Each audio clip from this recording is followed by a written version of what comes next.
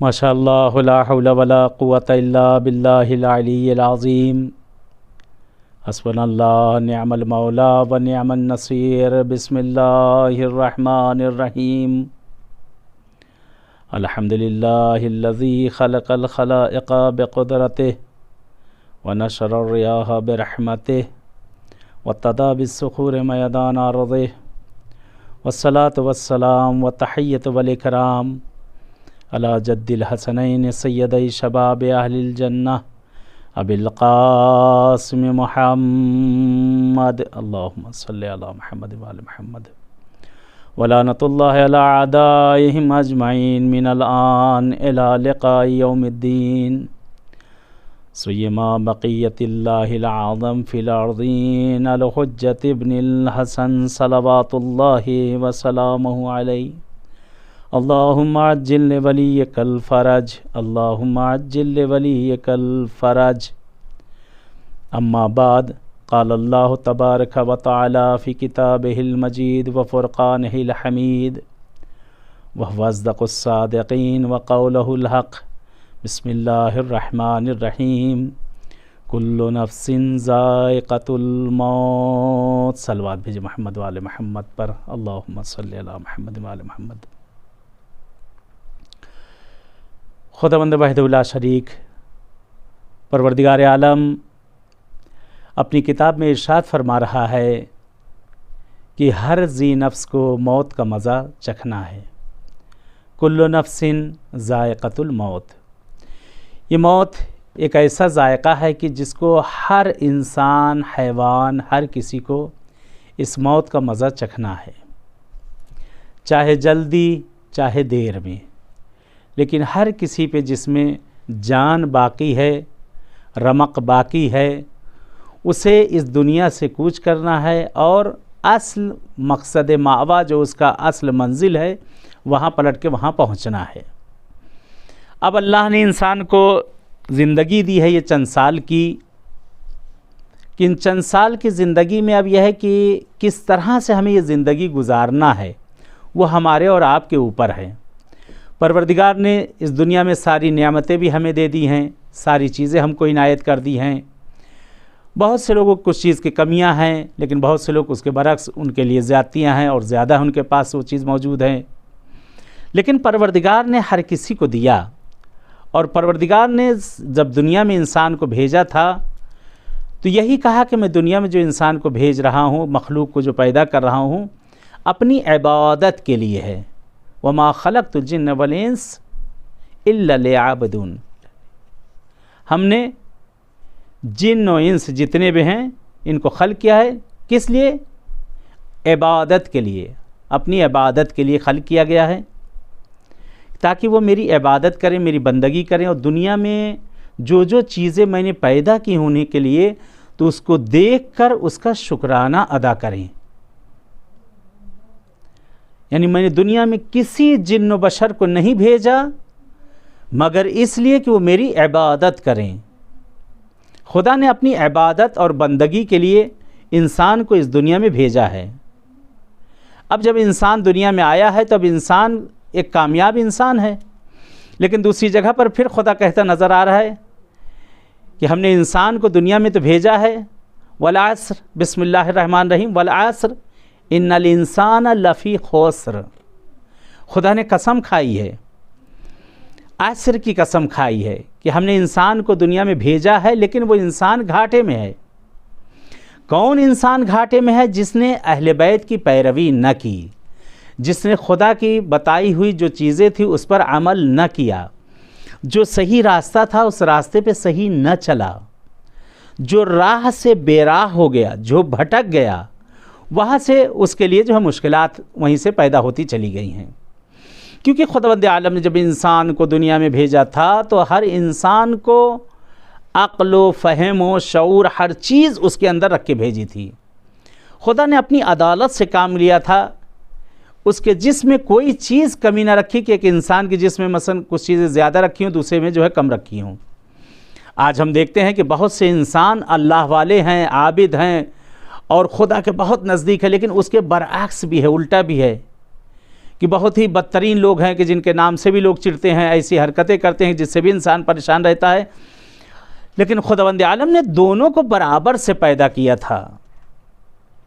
अक्ल इंसान भी कहती है कि सामने एक रास्ता है जो एक मंजिल को जा रहा है, लेकिन एक रास्ता थोड़ा सा शॉर्टकट है, एक रास्ता थोड़ा लंबा है। जो बहरहाल रास्ता छोटा है थोड़ा सा, उसमें मुश्किल ही है कि रास्ते में मुश्किलात बहुत ज़्यादा हैं।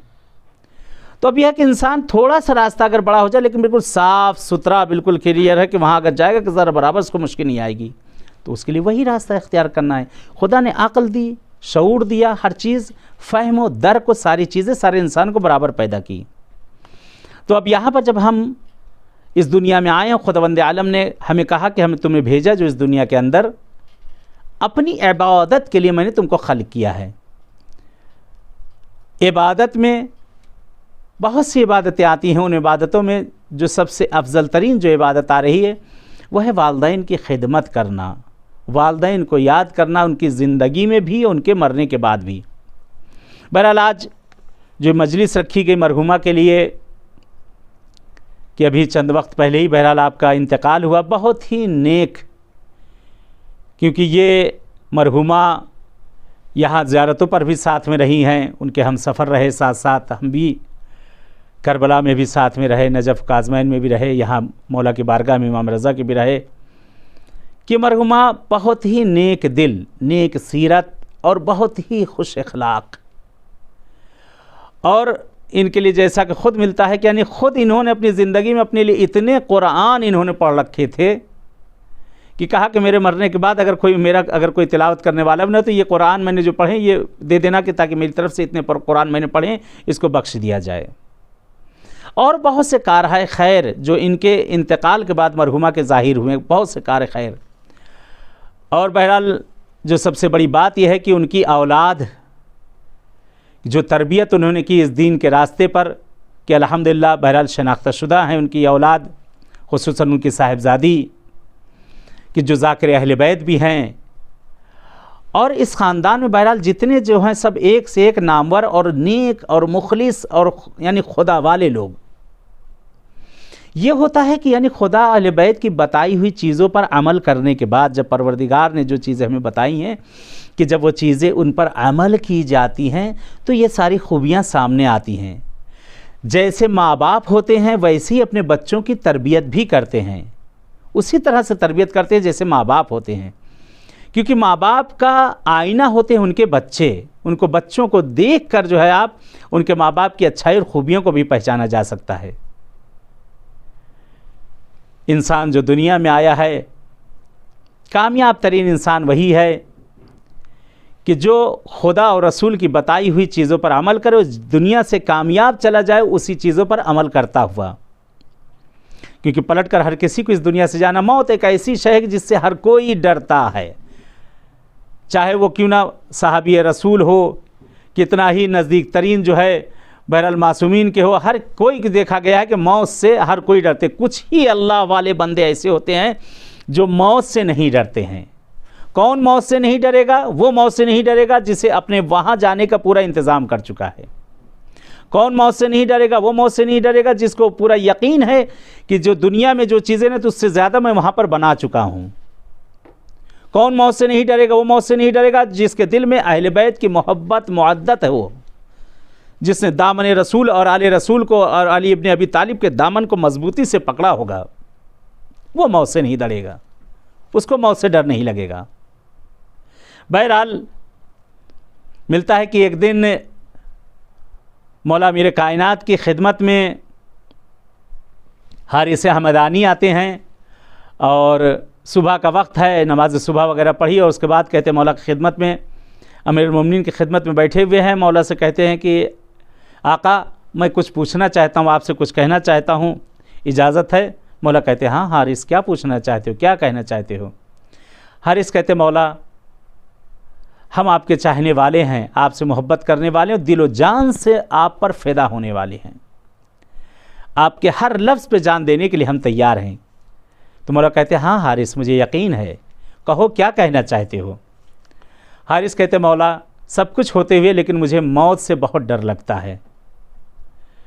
तो मौला एक मरतबा मुस्कुराते हैं हारिस हमदानी की तरफ और कहते, या हारिस हमदानी मैं यमुत यरानी, ए हारिस हमदानी, जो शख्स भी मरता है वो मुझे देखता है, मैं उसके पास आता हूँ, वो मुझे देखता है।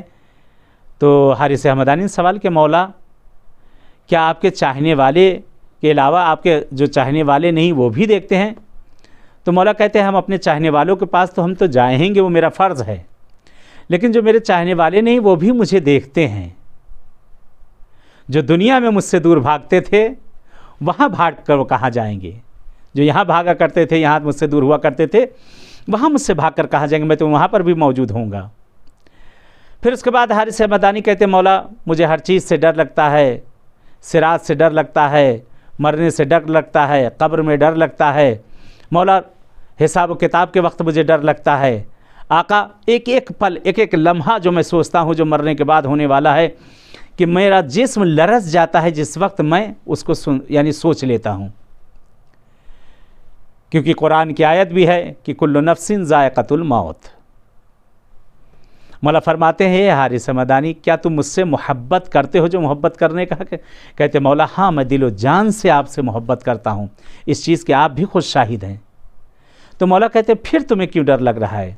मौला हारिस फरमाते हैं, मौला जिस वक्त दम निकलेगा उस वक्त का जो सुना जाता है, जो मैं सुनता हूँ कि बड़ी सख्ती से दम निकलता है, तो उस वक्त मौला मैं क्या करूँगा, मैं कैसे बर्दाश्त कर सकूँगा? मौला कहते हैं, ए हारिस जिस वक्त मेरे चाहने वाले का दम निकलता है, जो मुझसे मोहब्बत करता है, जो मुझे चाहता है दिलो जान से, मैं उसके पास मौजूद रहता हूँ और उसकी जान कनी में मैं उसकी मदद करता हूँ और आसानी से उसकी जान ऐसे निकल जाती है, जो मुझसे मोहब्बत करता है, जैसे एक फूल से खुशबू निकल जाती है।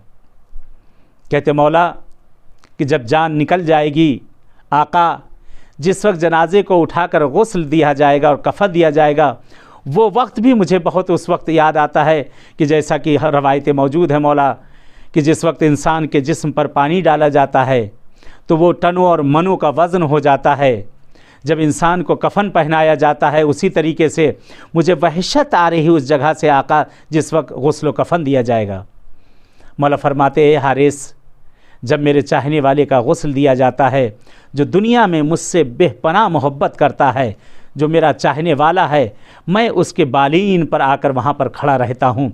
जिस वक्त उसे गुस्ल दिया जाता है उस वक्त मैं मौजूद होता हूँ, जिस वक्त उसे कफन पहनाया जाता है मैं उस वक्त भी वहाँ पर मौजूद होता हूँ। कहते हारिस खुशहाल हो गए। कहते मौला अल्लाह का शुक्र है, परवरदिगार का। कि उसके बाद फरमाते हैं, कहते हैं कि आका मुझे उस वक्त भी डर लगता है आका जिस वक्त मेरे जनाजे को उठा कर ले जाएंगे और तन्हाई में ले जाकर मुझे कब्र में लिटा दिया जाएगा। मौला उस वक्त मैं क्या करूँगा जब मेरी कब्र तारीक होगी, जब मेरी कब्र में हर तरफ अंधेरा ही अंधेरा होगा और मेरी कब्र सिमटना शुरू हो जाएगी चारों तरफ से। ये मेरे मौला उस वक्त की वहशत मेरे जिस्म को लर्जा देती है। उस वक्त को जब मैं सोच लेता हूँ, फिशारे कब्र को सोच लेता हूँ, तो मेरा जिस्म लरज जाता है, मेरी रूह थरथराने लगती है। मौला फरमाते, ए हारिस क्यों परेशान होते हो? जिस वक्त कांधों पर उठाकर तुम्हें ले जाकर कब्र में रखा जाएगा, तुमसे पहले मैं उस जगह पर मौजूद होऊंगा। अल्लाह अकबर, अल्लाह अकबर। मौला कहते हैं तुमसे पहले मैं उस वक्त तुम्हारे पास वहाँ मौजूद होऊंगा। जो भी मेरा चाहने वाला होगा, जो भी मुझसे मोहब्बत करने वाला होगा या करने वाली होगी, मैं उसके पास जब उसे जनाजा रखा जाएगा उससे पहले मैं वहाँ पर पहुँच चुका हूँगा। कहते हैं जिस वक्त फरमाते हैं कि आका जब मुनकिर व नकीर सवाल करेंगे तो मैं क्या करूँगा? मौला फरमाते क्यों घबराते हो? जब तुम्हारा जनाजा रख दिया गया, जिस वक्त तुम्हें लेटा दिया जाएगा, उस वक्त मैं तुम्हारी बालीन पर मौजूद होऊंगा। जब तुमसे सवाल मुनकिर व नकीर किए जाएंगे तो उस वक्त मैं तुम्हारी इमदाद के लिए मौजूद होऊंगा। जो मुझसे मोहब्बत करता है सिद्क दिल से, जो मुझे चाहता है, ए हारिस सारे सवालों का जवाब मैं उसकी मदद करूंगा, फ़कत एक जवाब के लिए मैं वहाँ पर इंतज़ार करूंगा। अगर वो जवाब उसका सही हुआ तो हर जगह मैं उसकी इमदाद के लिए खड़ा हूँगा। कहा अगर उससे पूछा जाएगा तुम्हारा क़िबला क्या है, तो भूला होगा तो मैं बता दूँगा। खुदा के लिए पूछा जाएगा, अगर भूला होगा तो मैं बता दूँगा। अगर उसके लिए और सवालात किए जाएंगे कुरान के बारे में, हर चीज़ के, लेकिन एक सवाल जब पूछा जाएगा मन इमामुक, तो रवायतें हैं मिलता है कि उस वक्त मौला खामोश होंगे। आका खामोश होंगे उस वक्त जिस वक्त कहा जाएगा तुम्हारा इमाम कौन है, तुम्हारा वली कौन है। तो कहते उस वक्त जो ये दुनिया में हमने मोहब्बत की थी, जो दुनिया में जो हमने अली अली किया था, ये दुनिया में जो हमने हर तरह से मौला को याद किया था, अभी शबाए कद्र में जो मौला को हमने याद किया है, गिरियोजारी किया है, हमारे बच्चों ने आपने बैठकर गिरियोजारी किया है, आका की अज़ादारी की है, आका से मोहब्बत का सबूत दिया है और अपने किरदार से, रफ्तार से, आमाल से रहती दुनिया तक जब तक हम रहे हैं, जब तक दुनिया में हैं, तो हमने हर चीज़ से अपनी सारी चीज़ों से साबित किया है कि हम अली वाले हैं, हम ज़हरा वाले हैं, हम मासूमीन के मानने वाले हैं, हम उनके बताए हुए रास्तों पर चलने वाले हैं। तो मौला फरमाते हैं कि जिस वक्त उस वक्त सवाल किया जाएगा कि तुम्हारा इमाम कौन है, तो बहरहाल उस वक्त मैं तुम्हारी कोई मदद ना करूँगा। कहते अगर उस वक्त तुमने जो दुनिया में अगर तुमने मोहब्बत की होगी, दुनिया में अगर चाहा होगा मुझे और मेरी औलाद को, तो तुम वहाँ पर जवाब दे सकोगे। कहते जिस वक्त इंसान वहाँ पर जवाब दे देगा कि तुम्हारा इमाम कौन है, कहते ज़बान से न निकलेगा और इशारा करेगा इंसान कि यही जो खड़े हैं यही हमारे इमाम हैं, इन्हीं की औलादें जो हैं वही हमारी इमाम हैं, वही जो इनकी औलाद हैं, इनकी नस्ल हैं, हम उन्हीं के ताबे हैं, हम उन्हीं के मुती हैं, हम उन्हीं के फरमाबरदार हैं, हम उन्हीं की बताए हुए रास्तों पर चलने वाले हैं। कहते उस वक्त जब इंसान ये बता देगा, कहते मौला उसके बाद तमाम मराहिल में उसकी मदद के लिए खड़े हो जाएंगे। कहते हैं कि रवायतें नकल की जाती हैं और उसके बाद कहते हारिस आका मुझे पुल सिरात से बहुत ज़्यादा डर लगता है कि जो बाल से ज़्यादा बारीक होगा, आग से ज़्यादा गर्म होगा, ये मेरे आका जहाँ 1000 साल चल के जाना होगा चढ़ के, जिस पर 1000 साल चलना होगा और 1000 साल नीचे उतरना होगा। मौला फरमाते ए हारिस क्यों घबराते हो, ए हारिस क्यों घबरा रहे हो, अगर तुम्हारे दिल में मेरी मोहब्बत होगी, तुम्हारे दिल में मेरी विलायत होगी, तो मैं खुद वहाँ पर तुम्हें पुल सिरात से ऐसे पार कर दूंगा जैसे एक बर्क़ और एक बिजली निकल जाया करती है, उस तरह से मैं तुम्हारी वहाँ पर मदद करूँगा। कहते एक मरतबा हारिस कहते आका मुझे रोज़े जज़ा, यौमल इक़ाब, यौमल हिसाब से परवरदिगार जिस दिन हमारे जिस्म के हर आज़ा हमारे ख़िलाफ़ हो चुके होंगे, हमारी ज़बान हमारे ख़िलाफ़ हो चुकी होगी, हमारा हाथ हमारे ख़िलाफ़ हो चुका होगा, हमारा पैर हमारे ख़िलाफ़ हो चुका होगा, हमारा दिल जो हमारे ख़िलाफ़ हम साथ रहता था ख़िलाफ़ हो चुका होगा, हमारा जहन, हमारे जिस्म का हर आज़ा हमारे ख़िलाफ़ हो चुका होगा। मौला उस दिन से मुझे डर लगता है जब यौमल इक़ाब, यौमल हिसाब, जब नामा आमाल हमारे दिए जाएंगे, जब हमसे पूछताछ की जाएगी, तो उस वक्त हम क्या करेंगे। मौला फरमाते हैं क्यों घबराते हो हारिस, उस वक्त भी मैं अली तुम्हारे साथ मौजूद होऊंगा। जो मुझसे दुनिया में मोहब्बत करता होगा, जो मुझे दुनिया में चाहता होगा, जो मेरी बताई हुई बातों पर अमल करता होगा, ए हारिस मैं उस जगह पर तुम्हारे लिए इमदाद के लिए मौजूद हूँगा, तुम्हारे लिए मदद के लिए मैं मौजूद हूँगा। वहाँ पर आइम्मा भी हमारी मदद के लिए आएंगे। मौला कहते हैं हमारी औलादें भी वहाँ पर मौजूद होंगी। जब दुनिया में हमने हुसैन हुसैन किया होगा, दुनिया में अली अली किया होगा, दुनिया में शहजादी कौनैन को याद किया होगा, कहते हैं मासूमीन हमारी इमदाद के लिए उस जगह पर आ जाएंगे। क्योंकि दुनिया में जब हमने इन्हें याद किया है तो ये आया नामुमकिन है, ये नामुमकिन है कि हमें ये वहाँ भूल जाएं, क्योंकि शहज़ादी का भी वादा है कि मैं अपने हर हुसैन पर रोने वाले, अपने हर चाहने वालों को जो है वहाँ पर मैं उनकी शफाअत करूँगी। कहते हैं जब आका ने ये फरमाया, कहते हारिस हमदानी एक मरतबा मुस्कुराते हैं, कहते मौला ये मेरे आका अब तो लगता है मौत अभी आ जाए, इसी वक्त मैं तैयार हूँ। आका जो मैं मौत से डरा करता था, मौत की जो वहशत थी मेरे अंदर, ये मेरे मौला वो मौत की वहशत मुझसे ख़त्म हो चुकी है, मौत का डर और तरस मुझसे दूर जा चुका है। मौला फरमाते हारिस हमारी मोहब्बत दुनिया में भी काम आएगी और आखिरत में भी हमारी मोहब्बत काम आएगी। कुल्लु नफ्सिन ज़ाइक़तुल मौत, हर जी नफ्स को मौत का मज़ा चखना है, लेकिन मौत उसकी मौत कामयाब है जो रसूल और आले रसूल का मानने वाला है, जो अली और आले अली का मानने वाला है। अगर हम अपनी ज़िंदगियों को कामयाब करना चाहते हैं तो दरे अहले बैत पर आ जाएं और अपनी झोली को फैला कर बैठ जाएं। ये मौला इनायत कर दो, अपनी मार्फत दे दो, अपना इल्म दे दो, अपना इल्म दे दो, आका इस ज़बान में असर दे दो, मौला हमें इबादत करने की क़ुव्वत दे दें। दुआ किया करें। ये रमज़ान का महीना धीरे धीरे जो ख़त्म हो रहा है, ये मुक़द्दस तरीन महीना कि जिस महीने में सांसों का लेना भी तस्बीह है, जिस महीने में एक आयत की तिलावत करना एक ख़त्म कुरान का सवाब रखता है, ये हमारे लिए अभी मौका है कि हम अगर जमा करना चाहें तो अपनी आखिरत के लिए हम जमा कर लें। खुदा की बारगाह से हमें इनायत ही इनायत हो रहा है, परवरदिगार हमें देता ही जा रहा है। अगर हम चाहते हैं कि अपनी उक़बा, अपनी आखिरत बनाएं, तो खुदावंद आलम से हमेशा तौबा इस्तिग़फ़ार करते रहें। कितना बेहतर और कितना अच्छा कि आम दिनों में भी मजलिसें करना सवाब हैं, लेकिन सोचें इन मरहुमीन को याद करना इन अय्याम में कितना सवाब दर सवाब है। इस दिनों में अगर उन्हें याद किया जाए, और खुशकिस्मत हैं बहरहाल उनकी औलादें भी जो अपने वालिदैन को याद कर रही हैं, और मरहुमीन भी अपने बच्चों पे नाज करें जो मरने के बाद उनके बच्चे उन्हें याद कर रहे हैं। आजकल का माहौल तो अजीब व गरीब, बहरहाल कहने की ज़रूरत नहीं कि चंद रोज़ याद रखा जाता है फिर भूल जाता है, लेकिन कहते हैं कि जो इंसान की खुद अच्छाइयाँ होती हैं, कहते हैं अगर दो शख्स मरा, नकल किया जाता है कि एक शख्स, उसके दो औलादें थीं, बहरहाल इंतकाल हुआ, कहते दो आदमी हैं, बहरहाल एक औलाद है, एक औलाद है, दोनों एक साथ मरे हैं। कहते एक बहरहाल उसमें से जो एक की औलाद है वो बहुत ज़्यादा नेक, बहुत ज़्यादा कुरान, बहुत ज़्यादा कहते खुदा की फर्माबरदारी, इताअत, खैर व खैरात, वो सारी चीज़ें कर रही, लेकिन दूसरा कुछ भी नहीं करना, अपने वालिदैन की नमाज़ें पढ़ा रहा है, न वालिदैन के लिए खैर व खैरात सदक़ात कर रहा है। तो कहा ये खुद वो इंसान, उसकी खूबियाँ हैं।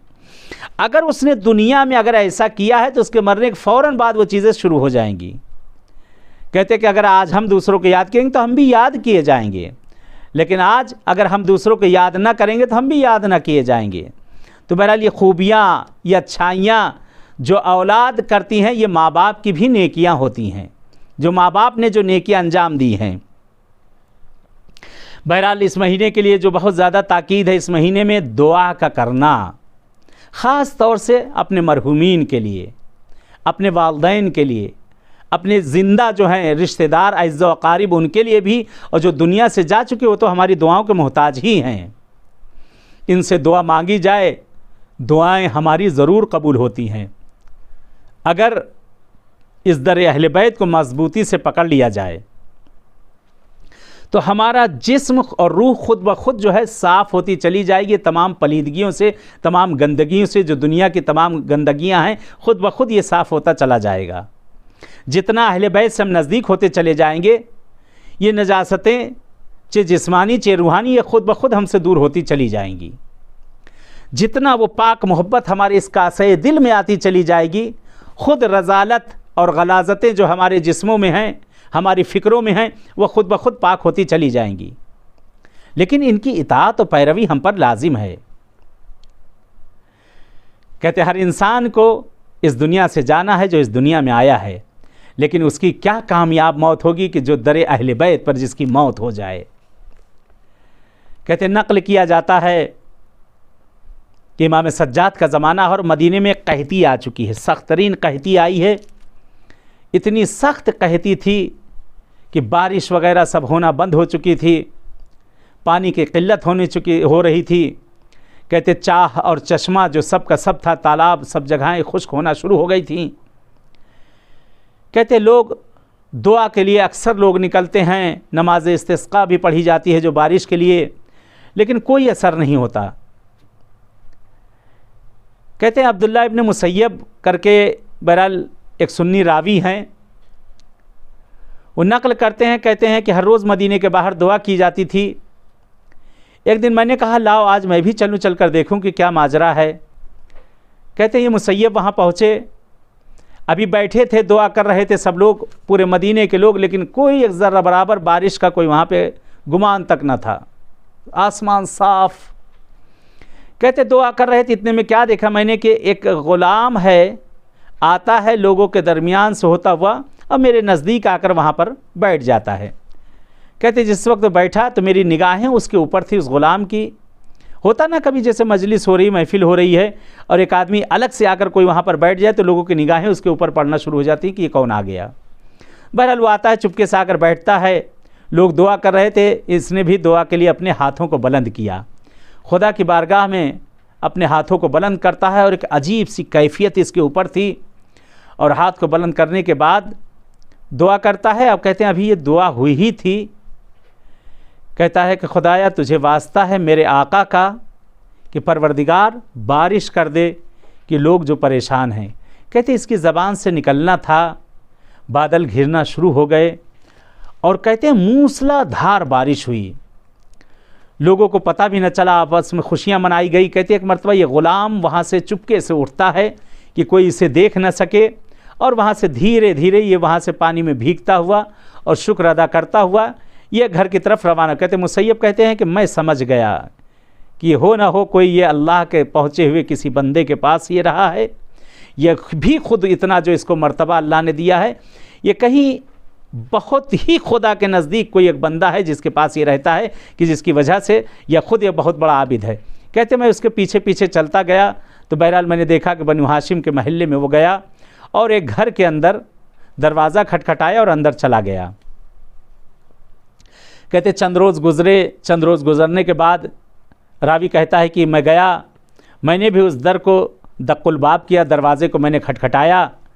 कहते अंदर से एक कनीज़ निकली और मैंने पूछा कि ये घर किसका घर है, तो कहा कि ये इमाम सज्जाद का घर है, इमाम ज़ैनुल आबिदीन अलैहिस्सलातु वस्सलाम का। रावी कहता है कि मैं खुशहाल हुआ, मैंने कहा कि जो मैं सोच रहा था बिल्कुल सही था और मैं जिस दरवाज़े पे अब आ गया हूँ इस दरवाज़े से मैं नाउम्मीद नहीं जा सकता हूँ। कहते दरवाज़ा खटखटाया, कनीज़ जो निकल के आई तो उसने कहा कि मैं बहरहाल दोबारा पैगाम देता है कि मैं मौला से मिलना चाहता हूँ। मौला ने बहरहाल कुछ देर कहा उसको रुकने के लिए और उसके बाद मौला ने कहा कि उसको अंदर बुला लो। अंदर बुलाया गया।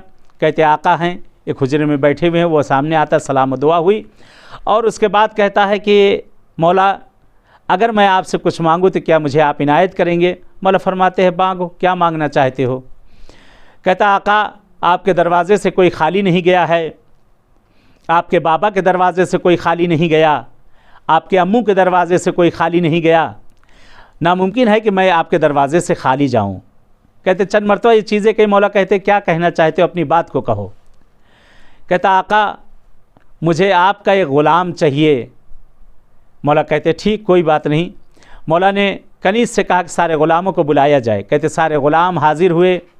एक मरतबा मुसैयब कहते मैंने हर की तरफ देखा, देखने के बाद देखा कि वो नज़र नहीं आ रहा है, वो नज़र ग़ुलाम नहीं आ रहा। कहते मौला मुझे ये ग़ुलाम नहीं चाहिए, मुझे एक और ग़ुलाम आपका है जो मुझे चाहिए। कहते मौला मुस्कुराए और वो ग़ुलाम जिस वक्त बुलाया गया था वो दरवाज़े के पीछे खड़ा था। मौला फरमाते हैं उसको आवाज़ देते, कहते जो दरवाज़े के पीछे तुम भी अंदर आ जाओ। कहते एक मरतबा वो ग़ुलाम अंदर आता है, ग़ुलाम को ये देखता है और कहता आका मुझे यही ग़ुलाम चाहिए। कहते एक मरतबा वो घबरा गया ग़ुलाम, हाथों को जोड़ता है इमाम सज्जाद की खिदमत में, मौला मुझे अपने आप से जुदा ना करिए, मैं आपसे जुदा रह के ज़िंदा ना रह सकूँगा। मौला कहते मेरे दरवाज़े पे अगर कोई आता है तो मैं उस साइल को खाली हाथ नहीं लौटाता, इसने तुम्हें मांगा है, बहरहाल तुम्हें इसके साथ जाना है। कहते एक मरतबा इस अब्द ख़ास ने जिसको मुस्तजाबुद्दावा भी कहा गया है, कहते एक मरतबा इसने सर को खुदा की तरफ बुलंद के परवरदिगार मैंने तुझसे एक अहद किया था कि मैं जब तक ज़िंदा रहूं अहले बैत के दरवाज़े पर रहूं और अगर मैं जिस दिन इनके दरवाज़े से दूर हो जाऊं खुदाया तो उस वक्त मेरी अजल को मुझसे ले लेना, मेरी रूह को मुझसे कब्ज़ कर लेना। कहते एक मरतबा ये दुआ करता है, कहता पालने वाले लगता है कि मैं अब दर अहले बैत से दूर हो जाऊंगा, मेरे मौला इसको मुझे दे चुके हैं, मैं नहीं चाहता मैं अपने मौला को छोड़ के जाने के लिए। खुदाया जो मैंने तुझसे वादा किया था परवरदिगार उस वादे को वफ़ा कर दे। कहते इतना कहना था, एक बारगी ही उसके चेहरे पर एक मुस्कुराहट आती है और मुस्कुरा कर वहीं खड़ा खड़ा ज़मीन पर गिर जाता है। कहते हैं एक मरतबा मुसैयब कहते मैं भी घबरा गया, उठ कर जाकर मैंने क्या देखा, देखता हूँ उसके जिस्म से रूह परवास कर गई थी, चेहरे पर मुस्कुराहट थी। एक मरतबा वो कहता है काश इस मुस्तजाबुद्दावा से मैं एक मरतबा, कहता मेरी ख्वाहिश थी कि एक मरतबा मैं अपनी हाजत को इससे मंगवा लेता, मैं इससे कह देता कि ये मुझसे मेरी ये फ़ला दुआ के मेरे हक़ में कर दे ताकि मेरी दुआ कबूल हो जाती। अज़ीज़ों लोगों ने असल दरवाज़ों को छोड़ दिया है और जिन्होंने इस दरवाज़े से हासिल किया है, मैं कुछ कहना चाहता हूँ, आपके अज़हान वहाँ पहुँच चुके होंगे कि आज अलग अलग दरवाज़ों पे लोग दरवाज़ा खटखटा रहे हैं, अलग अलग दरवाज़ों पे जाकर लोग मांग रहे हैं।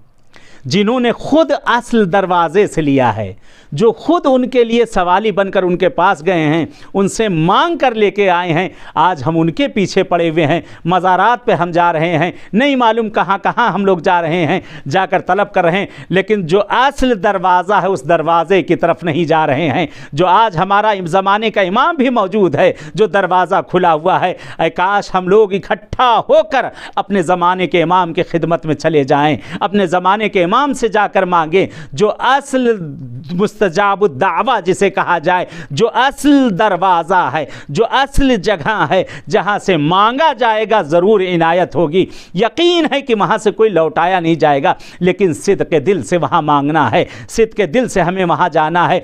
वो मौला जो हमारी आवाज़ों को सुन रहे हैं, क्यों ना हम उनके पास जाएं, क्यों ना हम जाकर उनसे तलब करें। मेरे अजीज़ों, मैं आपसे एक सवाल करूं, अगर मैं आपसे पूछूं कि यहाँ मैं बैठा हूँ और यहाँ से अगर चंद कदम मैं उठ के न जाऊँ तो क्या मेरी कोई आवाज़ सुन सकेगा?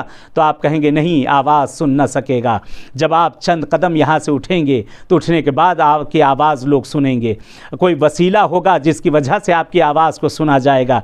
ये है हमारा यकीदा, ये है हमारा यकीन ना। लेकिन हम इसके बरअक्स हैं, हम ऐसे हैं कि हम हर नमाज़ों में बैठते हैं, हमारा अकीदा यह है कि हम अपने कदम को यहाँ से उठाते हैं तो मासूम के पास पहुँच जाते हैं। हमारा अकीदा यहाँ है कि हर नमाज के बाद हम लोग बैठते हैं, हर नमाज के बाद हम लोग दुआ करते हैं और ज़ियारत पढ़ते हैं। हमारी ज़ियारत करबला भी पहुँच जाती है, हमारा सलाम का भेजना नजफ़ भी पहुँच जाता है, हमारा सलाम का भेजना काज़मैन भी पहुँच जाता है, और हमारा सलाम का भेजना खुद यहाँ पर मशहदुल मुक़द्दस भी आ जाता है।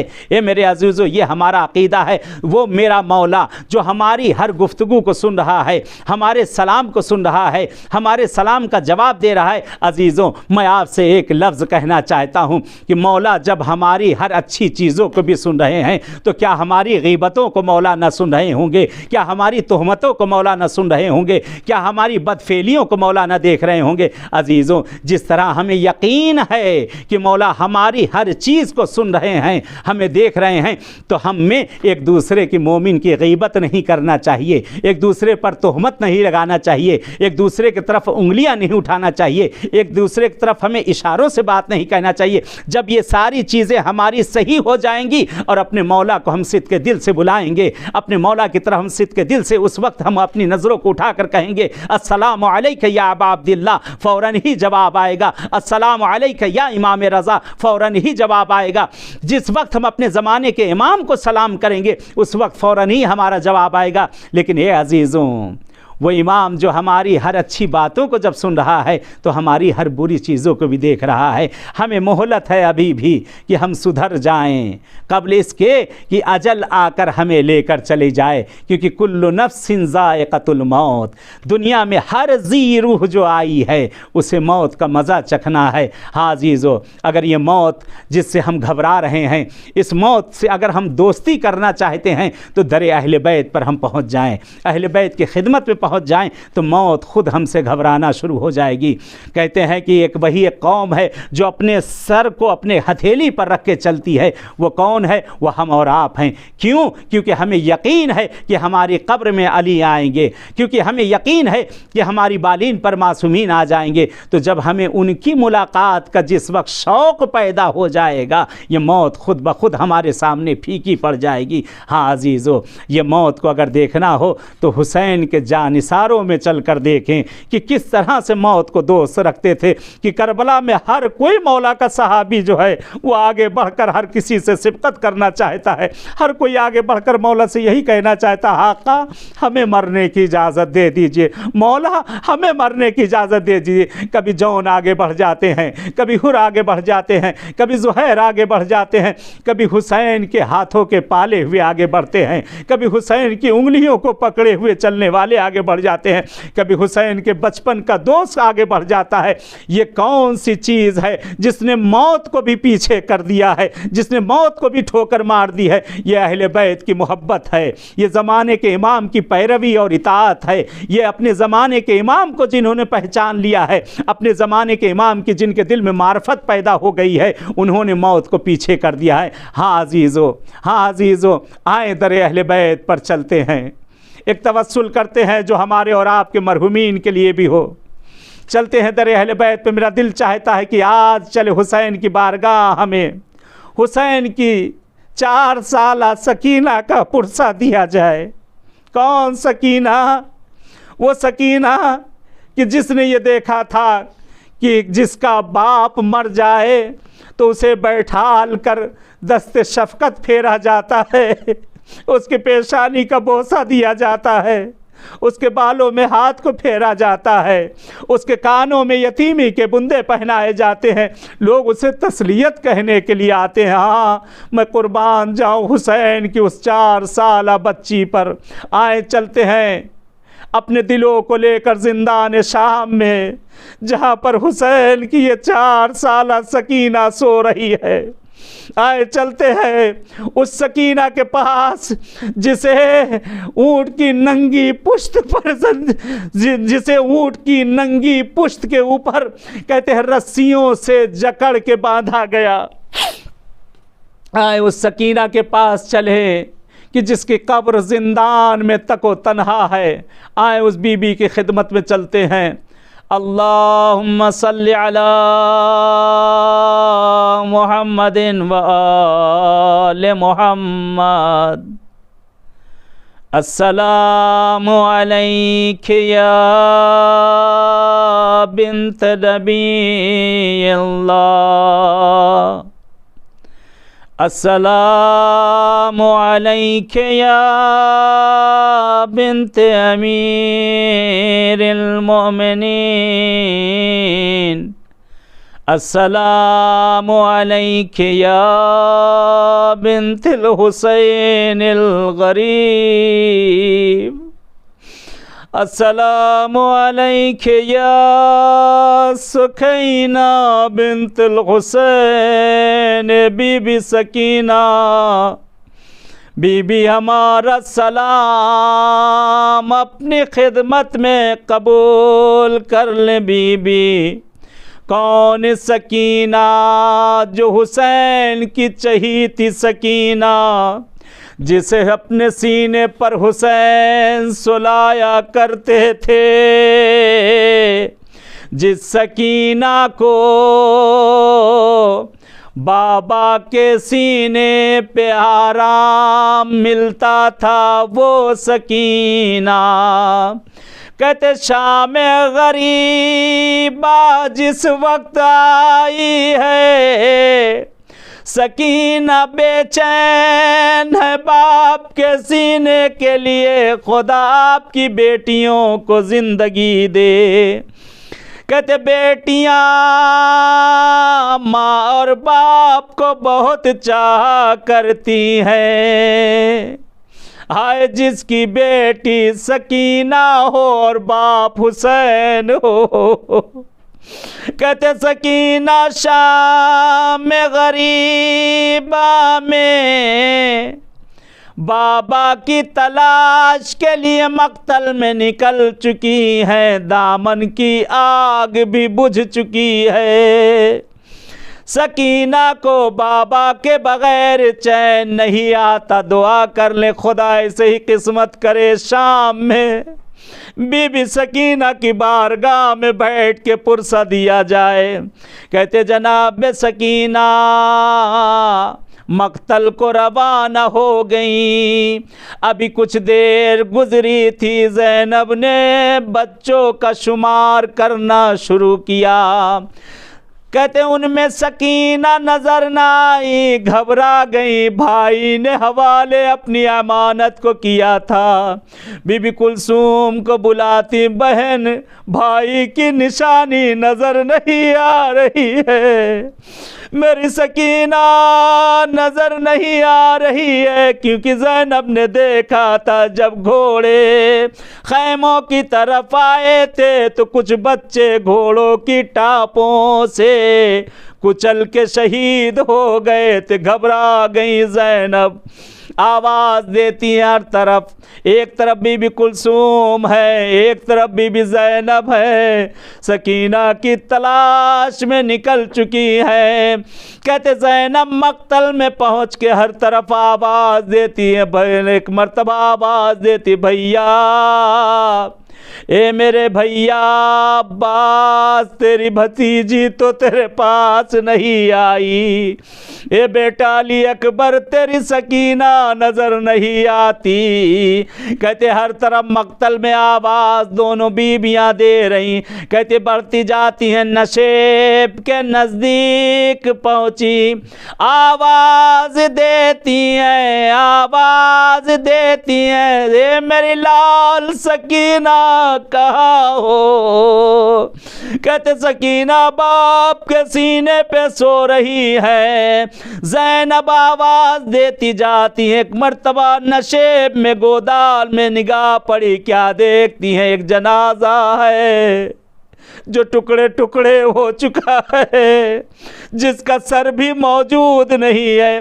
सकीना उस जनाजे के सीने पे सर रखे सो रही है, सीने से खून, सकीना खून में लथपथ है।